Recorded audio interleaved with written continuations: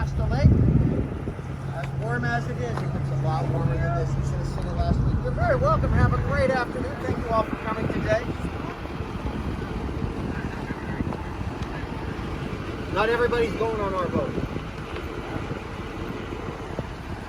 So is that everybody? There was only 8. All right, welcome aboard. So you can dock small boats on our dock. Houseboats can shore up over here by the green flag. And you can come on a tour even if you're already on the lake. Welcome aboard. Hello.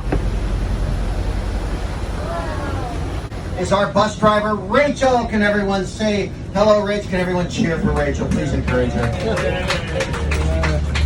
She's going to do a great job.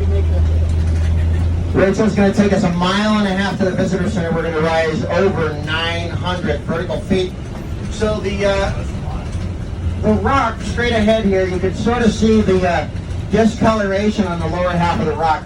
That is the high water line from 2020. You used to be able to see that line going all the way around the lake. That is the last place where you can sort of make out last year's lake level. But in 2019, the lake filled. That happens only about every 5th or 6th year. Before the construction of Shasta Dam, this region generally would experience about 5 consecutive years of drought, followed by 1 year of intense rain. And our next door neighbors, Holiday Harbor, are one of 6 marinas on the lake where you can rent houseboats.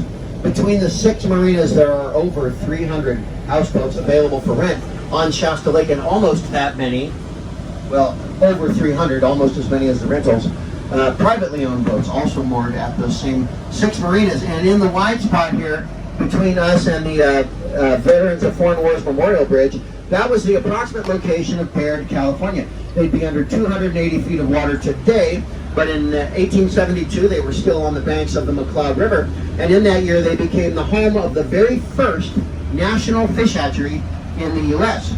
And of the 3 earliest explorers of the cave, 2 of them worked at Baird Fish Hatchery, and you will see those 2 names on your tour today. Charles Morton and James Richardson explored the cave in 1878.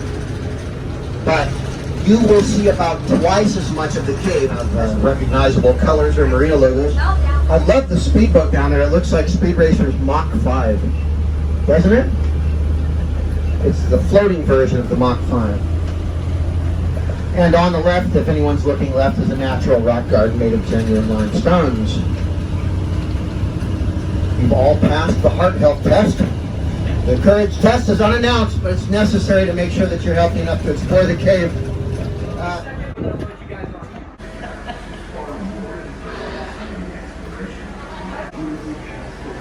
Daddy, can you hold this for a second?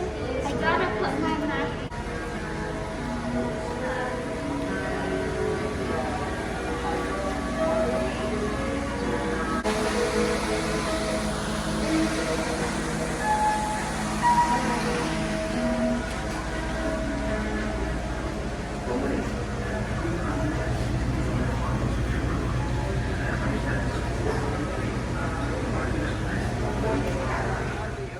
You can find little shellfish fossils in that little piece of rock right behind you guys right there. You can also find little bits of fossilized coral every once in a while and a couple other cool little things. They actually found fossils for a dinosaur called the Shastasaurus, which used to live in the ocean around 300 million years ago, back when this would have all been under 100. No smoking or vaping inside the caves, please.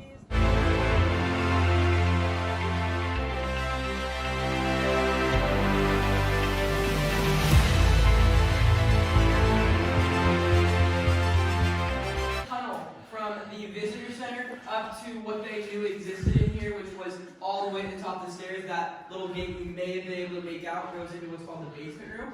People used to think that was the lowest part of the cave until the Thompson brothers blasted that tunnel and accidentally blasted into this room.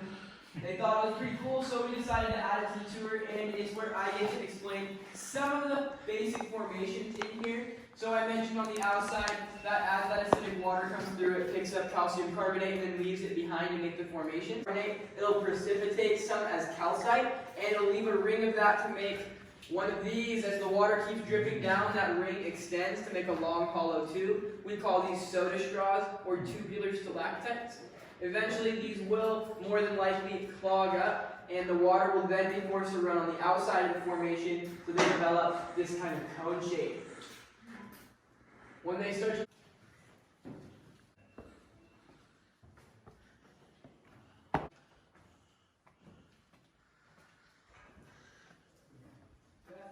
That's the second tallest opening in the entire cave. It's actually 80 feet tall. It used to be separated by calcite rafts that I kind of explained in the last room because it used to be full of water. Then when the water completely drained away, those calcite rafts just sat there until some activity inside the mountain caused all those to collapse, and they broke down into pieces on the cave floor. Then you gotta go down on the right-hand side that we'll be passing in just a moment. If you want to see the rest of the cave, you'll want to follow me through. There's a few more rooms up there, but I am supposed to recommend that you go out of the cave back to the visitor center where there's a virtual tour playing. If you're comfortable with all the stairs though, please follow me and we'll head up to... It's not as bad as you make out to be.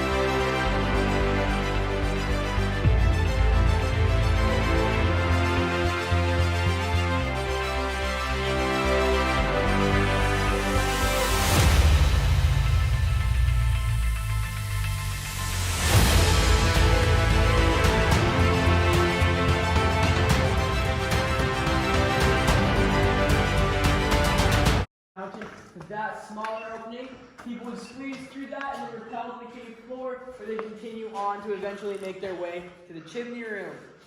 When this room was first explored, they did so using carbide headlamps. You can run them at any point in time. So right now, cave are little brown dots.